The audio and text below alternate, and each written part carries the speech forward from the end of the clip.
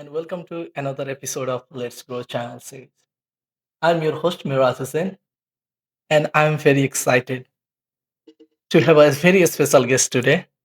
She earned her bachelor degree in psychology. I think she can read the mind, and is currently pursuing her master degree in clinical mental health counseling. She has a study abroad experience, love yoga, and is the GA for health promotion at Springfield College. Let's welcome the one and only Annalee Pagliaro. Hi, Welcome to podcast, Mirage. Annalee. How are Thank you you. today? I'm good. How are I'm you? very good, thank you. Good. Annalee, how's life? It's good. It's really busy, but I'm trying to just soak in like the last few weeks of summer until school starts back up again and I'm like in full school go go go mode. So I'm trying to chill right now. What are things you do in summer? So this summer I started my internship. So I'm doing that and then I'm in some classes and I've been working a few shifts at the wellness center each week. Which has been really nice. It's been like a good way to like get homework done and do stuff during the day, and then I have my evenings to myself. So yeah. You said you started your internship this summer. hmm What do you do? Where do you do your internship? So I'm in like a therapist in training kind of right now. Okay. So we have to get like 700 hours by the time we graduate, which is in May of 2026. So I have like a year left. And yeah, basically I'm just like kind of learning how to be a therapist, like in person in real life rather than like sitting in classrooms. What is your experience so far being a therapist or working as a therapist? It's been really interesting because it's cool to see like how we can apply the stuff we're learning in class to like real life. And it's been such a great learning experience of having like a lot of like really, really rich opportunities to learn and grow like professionally, but also like just like as a human too, which is cool. What are the things you guys do in the therapy? Like as a non, I'm from the different background. I'm computer science. But how will you explain what is therapy? What is the exact things you do? Give us some example. Like so far, you have deal with the people who came to your counseling center or the Mhm. place where you were. Yeah, so like I think like everyone kind of could benefit probably from therapy, right? I think a lot of times we think it's kind of really stigmatized and it's like, oh, like really bad problems, you have to go to therapy, like whatever. But it's really more just like talking to people and maybe helping them see things that they might not see or just helping support people in supporting themselves and Wait, how many years or how many semesters did you spend in your study abroad and where did you go? Okay, so I actually, it's almost been 2 years since I've gone. I was there for one semester and I went to Barcelona, Spain. Wow. Yeah, it was really cool. How was your experience? How Barcelona was different than the United States? So, well, first I'm gonna start by saying I went by myself. So I was really scared and I was like, oh gosh, like what if I don't make friends? Like I'm just gonna be like in another country by myself and I don't know the language very well and all of that stuff. So it was really scary at first. But I made a lot of friends really quickly and it was really cool. Like I got to travel so much. So I went to like a bunch of different countries in Europe, which was really cool. I tried different food. I learned a little bit of Spanish, or at least I tried. I was very good at it. There's like a lot of art and culture and history and stuff. And I guess like the way they live there is a little bit, actually a lot different from how we live here. It's very much like more like relaxed and chill. And I would like walk outside of my apartment maybe on a Tuesday at like 11 in the morning and there'd be people outside just relaxing, like drinking wine, smoking cigarettes. Like they were just very chill. It was different. And it also helped that I was like kind of on my own vacation too. So I was pretty chill too. So maybe I just noticed it more. Wait, you said you also learned the Spanish. Can you say, do were you able to speak at least one line of Spanish or I'll anything tell like you. can you say hi in Spanish? I can say hola. Hola means? That means hi. Oh, hi. Yeah. So Barcelona is like a really big city, so a lot of people speak English there. And it was kind of funny because I really wanted to learn, but I would go to like coffee shops and I would like have in my head like what I'm gonna say. And I would go there and I would be like, "Hola," and they'd be like, "Hi," and I was like, "Oh, they know." I couldn't get away with it, so it was kind of hard to practice, but I was really nervous. What is the experience? Share some moment, some event that happened to you that has really impacted on you. This is kind of like a silly thing, but it's kind of crazy. I got pickpocketed, so that means they stole everything. No, like your purse? Okay. So like my keys, my license, my credit card, my phone, like everything. That's insane. I know. And I remember like going to the cop and I was like, I just got like everything stolen. I was like, could you like give me a ride? And he was like, no. And he gave me a paper map. Okay. And I was like, oh my gosh, I've never used a paper map before. But for 1 week, I was literally using like a paper map to like get places and I didn't have a phone. Hmm. And it was really stressful. And I was like, wow, this is crazy because it's like our whole life is like literally on the phone. So when I didn't Yeah. have my phone, I was like, "Oh my gosh, like this is crazy." And that's like like really it really like I'm like, "Oh my gosh, when I think about studying abroad, I think about that 1 week where I was like totally like disconnected and it was kind of like scary. I was like, "Wow, we really are like super reliant on our phones," which is crazy. Okay, this is very interesting. So I will come to the phone part, but before that, Okay. I want to go another part. Like, so what happened? Like when your were purse, everything was stolen. Did you get back? Did you?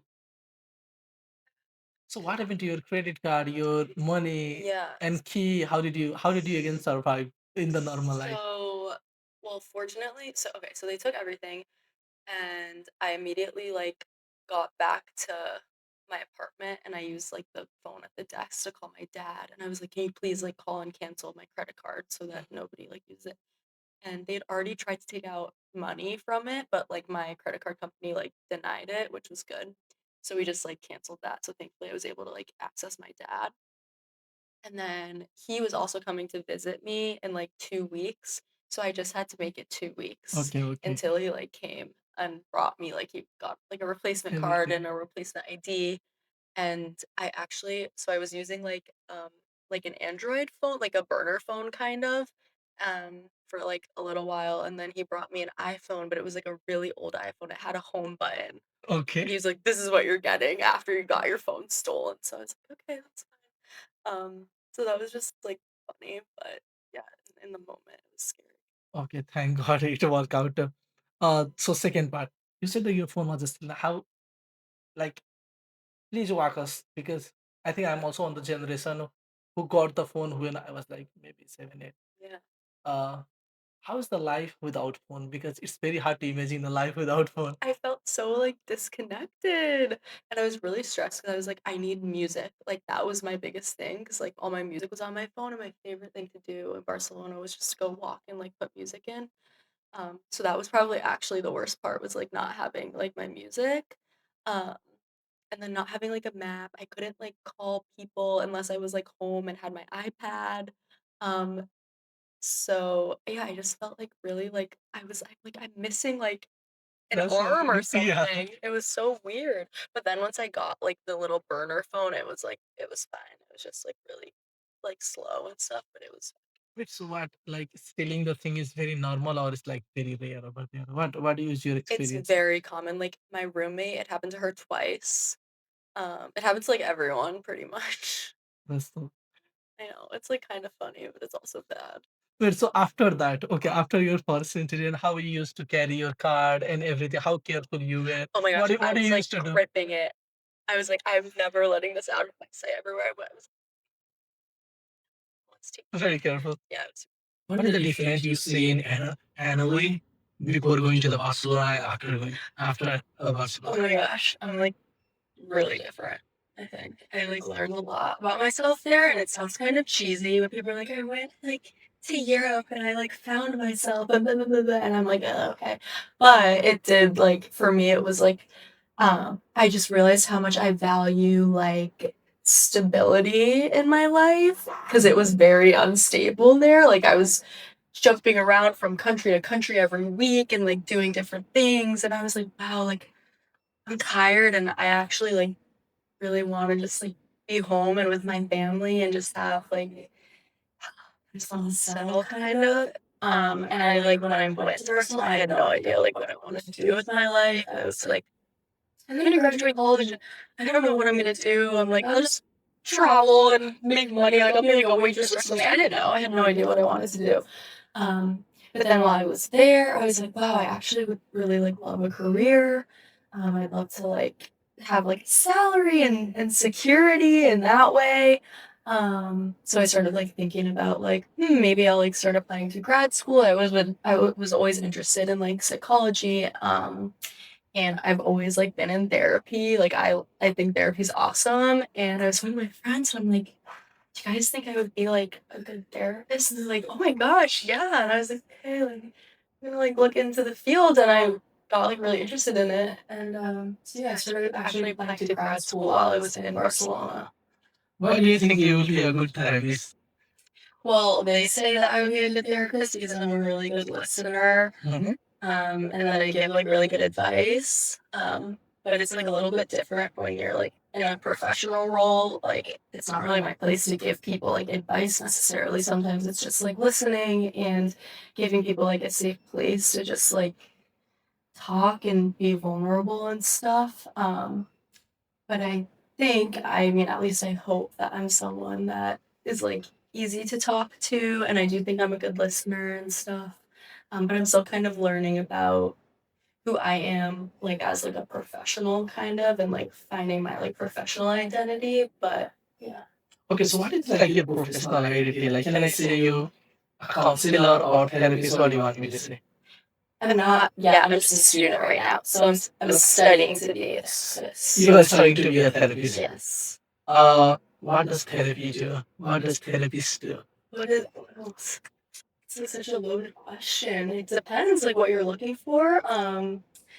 But I guess like therapy is like a place where you can just be like heard and seen and without any judgment, right? And if you're like having some problems in your life or with your mental health, like it's somewhere you can, talk and maybe like create a toolbox to kind of manage different things. How does it feel? How does it look like when you are meeting with the people who are, wait, can we say the people? Okay, the people who are like in the good state, they never go to the therapy. What I feel, I might be wrong. Correct me. And whoever is going to you as to take the therapy, they have their own problem. And what if everyone is throwing the different problem to you? How does it feel?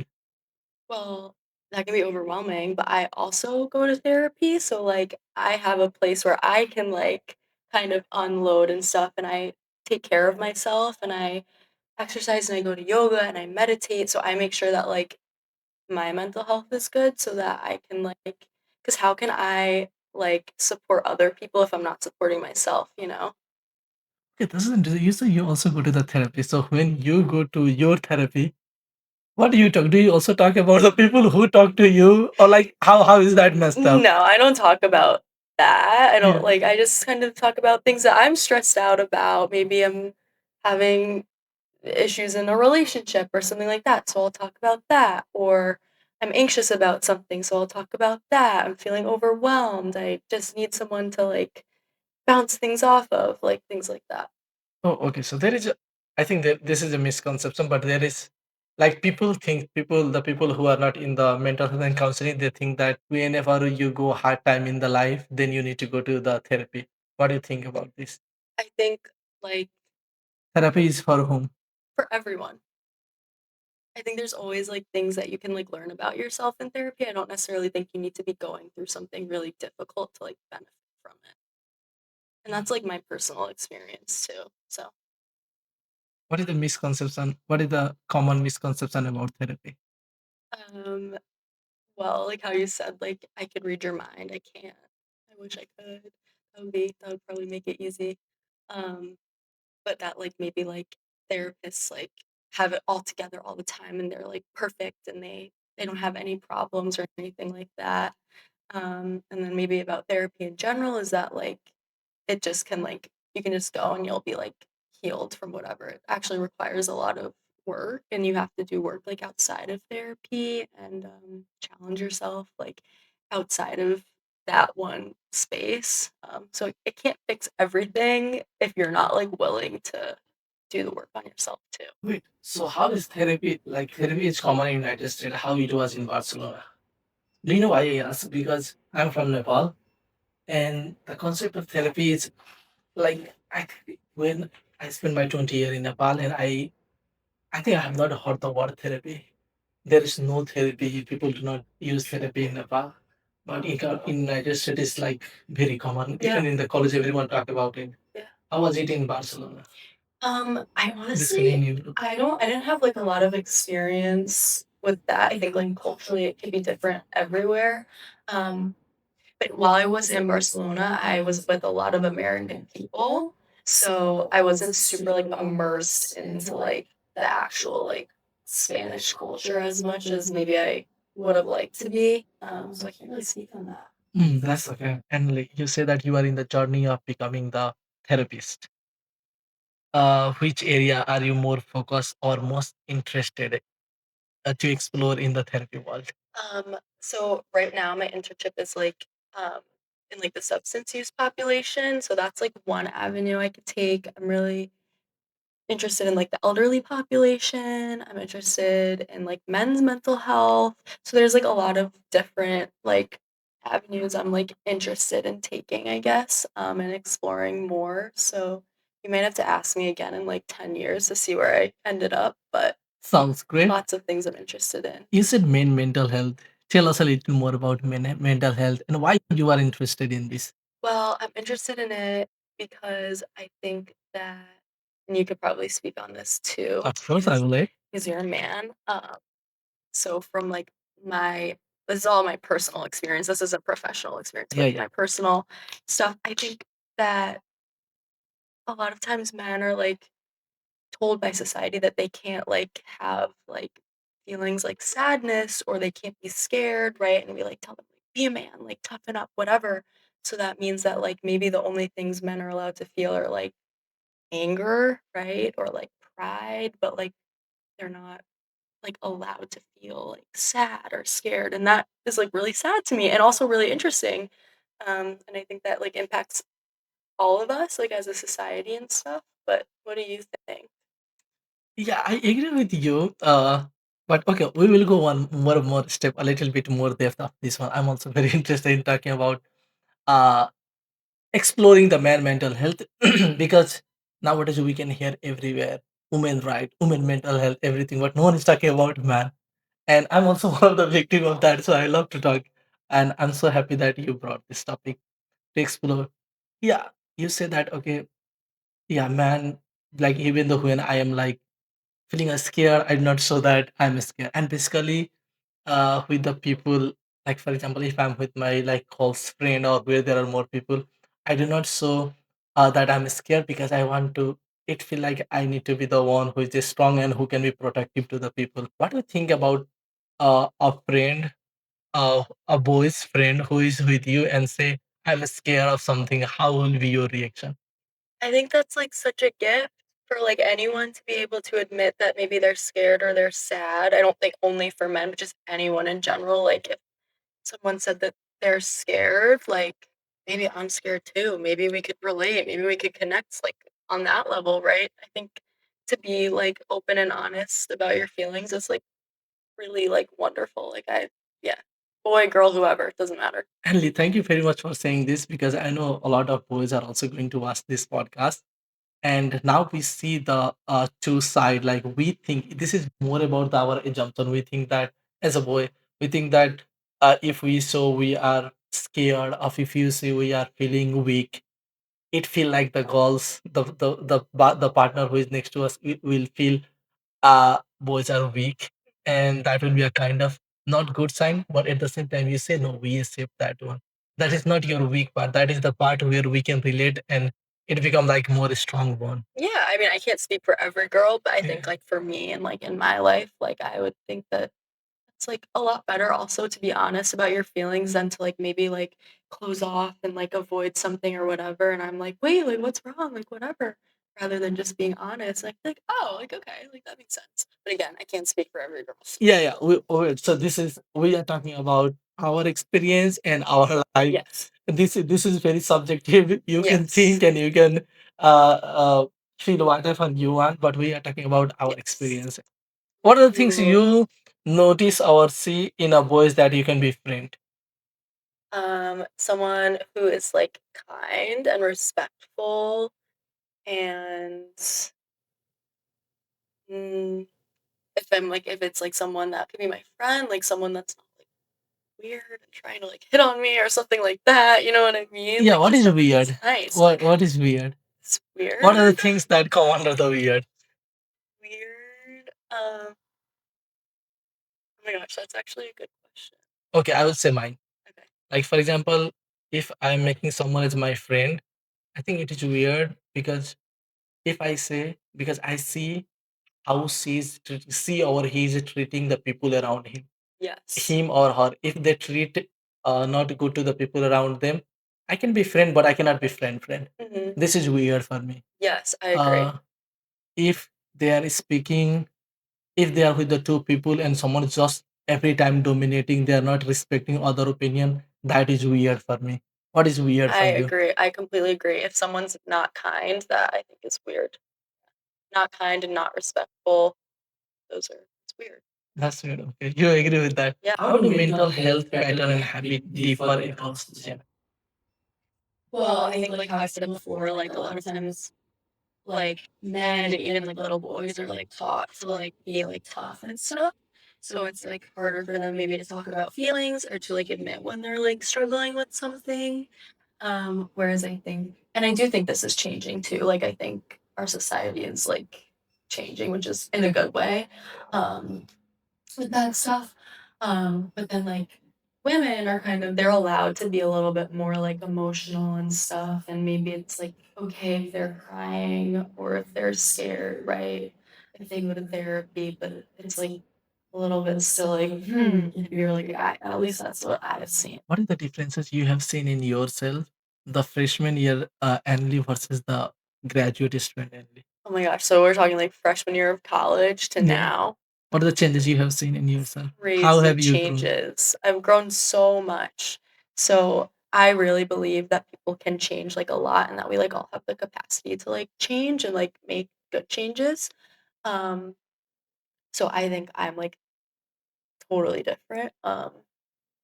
But freshman year Annalie would be like looking at me now and be like, wow, I'm so proud of her. I take like a lot better care of myself now. Um, I started like exercising a lot and running and doing yoga and like taking care of my health. I don't drink alcohol at all anymore. Which in college, like everyone, not everyone, but a lot of people do like drink and party and stuff. And I like had fun and I did all of that stuff. And now I'm like, no, I like to go to bed and like write my journal.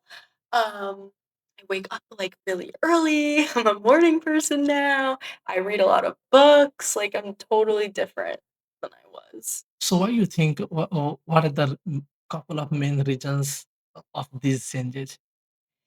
The main reasons I think that I realized like I always kind of struggled with like my confidence and self-esteem and stuff, and I would look for like a lot of like external validation, maybe from like guys or from other people or even from like school, like good grades, like things like that. And then I realized the like first of all, the most important thing is how I feel about myself, right? And I realized I was like, okay, well, I don't really have that much respect for myself, right? Like I don't really have much discipline. Mhm. Um, I don't really stick to my word all the time. I'm a little lazy sometimes. I don't always take care of myself, right? Like I was thinking about all of these things and I was like, okay, well, like what can I do to change that? And for me, it was like deciding, okay, I have this like image of this person that I want to become, right? And I need to start just acting like her every single day until I just become her, right? Like Mhm. kind of like fake it till you make it type of thing. So I remember when I was in Barcelona, I was like thinking about this a lot. This like this version of me that I wanted to be. And I was like, okay, well, she wakes up early, she exercises, she doesn't drink, she eats healthy, she has a lot of really good friendships. she doesn't engage in like bad relationships or any like toxic stuff, right?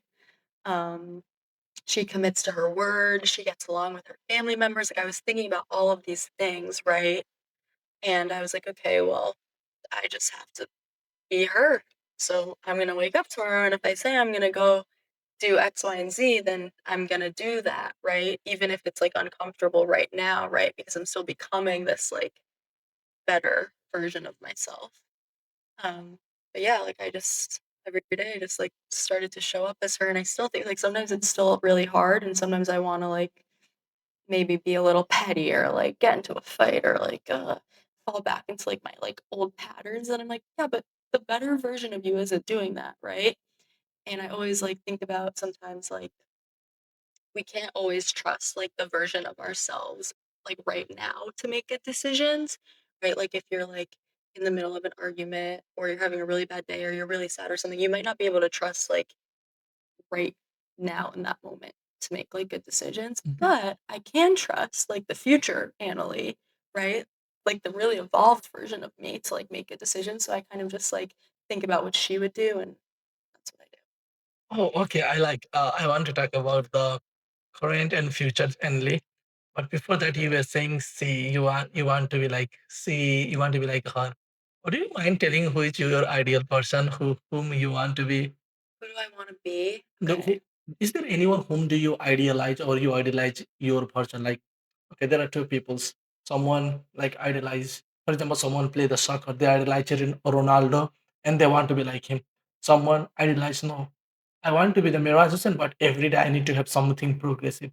You were saying C, C, who is that C? Is that some person or you? It's me, but just like the best So version what of is the me. best version of Emily? Like, can you picturize us like these are the things that would be in the best version of Emily? Yeah. So I think I'm like always growing. I don't think I'll ever stop growing, but I'm pretty happy with who I am right now. So I would say like um she's like very confident and like Okay. very secure in herself and in like what she brings to the table kind of. And she doesn't like need other people's like validation like to tell her she's doing a good job, right? She doesn't care like what other people are thinking about her as much. I'm still working on that one. I haven't gotten that one yet. She wakes up early. She does all her exercise in the morning. She's a morning girl. She journals. She reads books. She doesn't doom scroll on TikTok. I'm still working on that one too. So I wasted a lot of time on it. Yeah, I would say like the big. Oh, she has like a lot of love in her life, like a lot of good friendships and a lot of good love and family, maybe a romantic relationship, but she doesn't need it, right? Like when I think about myself in the future. I alluded to the first point. You said that I didn't used to have a lot of respect for myself, but now I have good respect for myself.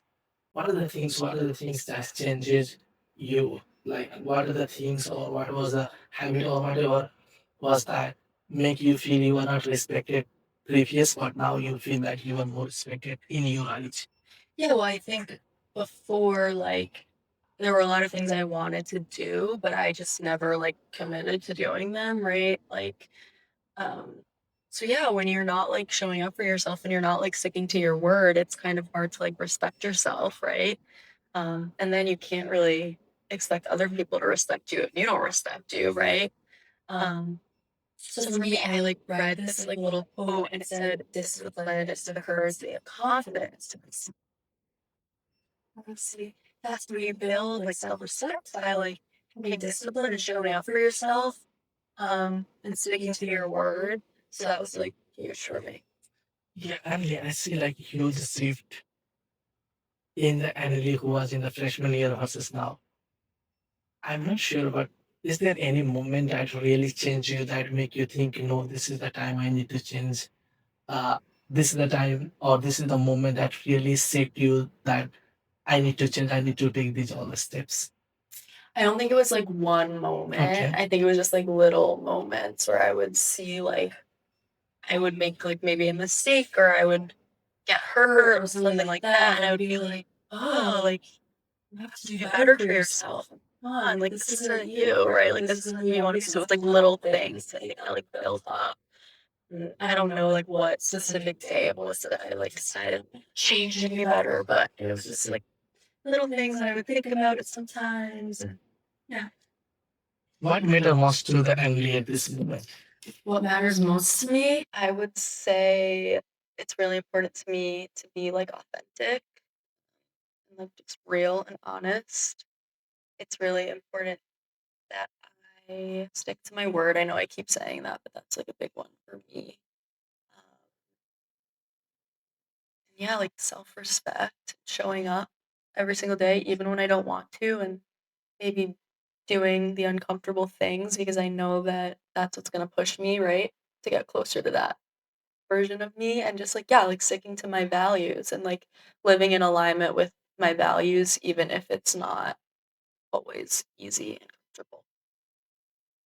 What is comfortable and uncomfortable? What are the things that you think is uncomfortable, but you still do? Like even the waking up in the morning is Well, that kind of right, uncomfortable. that's uncomfortable, right? Like, or maybe like now, like when I go out with my friends and stuff, I say like no to alcohol, right? And that's uncomfortable, right? Like it would be a lot easier to be like social and fun if I like was drinking and stuff like that. But I know that that's not living in alignment with what I value, right? So I don't do that. It's really uncomfortable sometimes. Um, sometimes like even like when people are like maybe not treating me how they should be, like saying, hey, like this isn't working for me, right? Like that can be really hard, right? Maybe risking losing someone.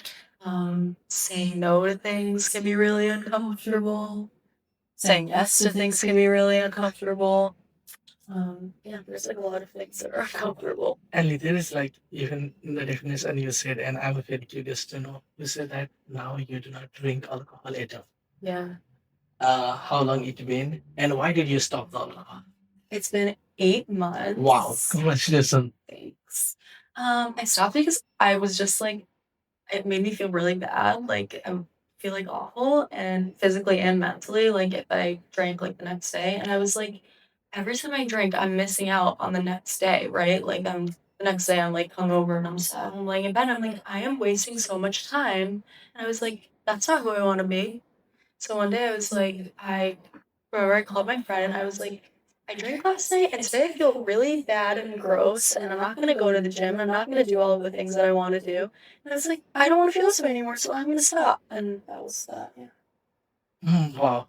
And I'm the one who never drink, never smoke, nothing.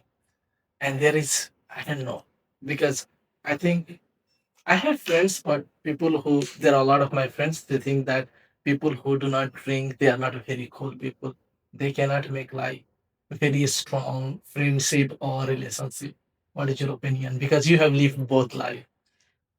That's kind of like BS. Like I am so much happier now and so much more confident because I'm able to like go out like totally sober and have the confidence to like talk to people and stuff. And it used to be like I couldn't do that unless I was drinking a little bit, right? Like I wouldn't be confident enough to like talk or dance or have fun and be silly. And a lot of times I go out and I'm dancing and people are like, wait, like you're not drinking? And I'm like, no. Like and they're like, what? Like you're so like normal. And I'm like, yeah, like I don't care. Um so I think it's hard. I think you have to practice. Like at first I was like, I'm never going out. I hate it. I don't want to do this anymore. And now I like go out and have fun all the time. I just do it with the water in my hand, you know? Wow. Oh wait, so one time some my friend told me and I wanted to laugh here. They said that they said me, yeah, you look happy, but they said that if you are not drinking, like the people who drink, after drinking, people can talk about like inner feelings, depth about the emotion. Without drinking, people cannot cannot talk about that thing. What do you think about this? Like only the people who are drunk, they can go in the depth of emotion, in the depth of feelings. Do you think this is misconception, misunderstanding? What do you think about this? No, I think um, sometimes when we drink, it kind of lowers our inhibition. So we might be like a little bit more open to talking about like deeper things and saying things. But I think we're all capable of talking about those things, right, without, the influence of alcohol or something else. But I think sometimes it can be harder. So yes, I wanted to say that even though, see, we have a life, sees a live proof. Even if you're not drinking, you can talk about your emotion, you can talk about your of feelings. course. Because when I say this to my friend, they say that, bro, you have never drink, so you don't know how that it feel. But you have experience both. So even though without drinking, people can be full of their, they can talk about their emotion and everything. I mean, yeah, I can. So Yeah, if she can, you guys also can do that. Okay. What is your message for the people who is drinking? And in the college, it's like crazy. What's your message? well, just to be safe, do it safely. Like, I don't think like if you don't want to stop drinking, I'm not gonna say everyone should stop drinking. It was something that just like wasn't working for me. But I guess if it's something like that someone might be questioning, like, I'm like curious about maybe not drinking, I would be like, try it out, like go do it for a month or something. Try to go out for one weekend. But ultimately, like, unless like someone's like ready to do that themselves, like they're not going to, right? So I think it's just really important just to like be safe. What do you mean by it's safe? Because you brought three times. If you are drinking and not drinking, what is the difference between the safety safe? How you are more safe, how you are less safe? Well, sometimes I think when we're drinking, we kind of make decisions that maybe we wouldn't make if we were sober. So, like, that could be like getting in the car with someone who's drinking, um, maybe like going home with someone that you wouldn't normally go home with, going somewhere you wouldn't normally go. I know, like, a lot of times, like, we would like walk home from like the off campus houses or something like that. And that probably wasn't very safe. So, just like being mindful of like the decisions you're making, I guess. When the someone is just smoking, and if I say, if anyone say stop smoking, they say that I'm having very hard time in my life to leave any good or bad habit. What are the challenges did you face when you stop drinking? Um, well, it was fun. So honestly, Wow. it was really fun, like to go out with my friends and drink a little and be silly and whatever. So I think the challenge was like, how do I have fun without it? But I like learned how. But by the time I stopped, I was like pretty committed to it. Like I was ready. Um, so it wasn't like super hard for me. It was something that I was like, I was ready to let go of it. What is the message for the people who want to leave the drinkings or bad habit? How they can come over with that? What help? What really help you to come out from the bad habit? It was always for me just like thinking of that version of myself that I wanted to become Mm. and just making decisions that align with that. I think that's like the greatest thing like you can do, but first you have to decide like who is it that you want to become. And I'm not saying like if you drink then like you're bad or something like that. It was just I knew for me it wasn't like working. But maybe some person has a version of themselves that does like go out and drink a little bit and whatever, and that's fine too. But I would say like, yeah, have this vision of who you want to be and just keep showing up as that person. Yeah, thank you very much. I'm very excited to see the quoted version of Annalie. Thank you very much for coming to the podcast. Thank you. It was great talking to you. Thanks. And personally, I feel like this podcast is very helpful because the way you have transitioned, the way you share your story, whether going to the abroad, how it can be, and if someone is looking, they can see what could be the possible things that can happen. Yeah. And I think the most fascinating thing was like how you changed yourself, how you value yourself. I think that was the one of the things that I personally should need to take from this podcast. Because if you do not value, people will not value. And there is always like whatever you do, people are there are always certain group of people who will say good, bad. But most importantly, you should be like good in your eyes and you should Yes. good feel good from that. I think you put very good light on that. I also enjoy I think that was also a very good part how you talk about the alcohol because basically in other like Southeast Asia country, alcohol is not treated as like so ideal, but here everyone talk about alcohol. Right. And what could be this possible effect that you talk about, like safety and these other things, and how you transition from that. That was so inspiring. Thank you Thanks. very much. Thank you very much for coming to the podcast. Thanks It for was having pleasure having me. you. Thanks. Thank you, Andy. Okay. And I'm very excited to see the ideal version of Annalie. Me too.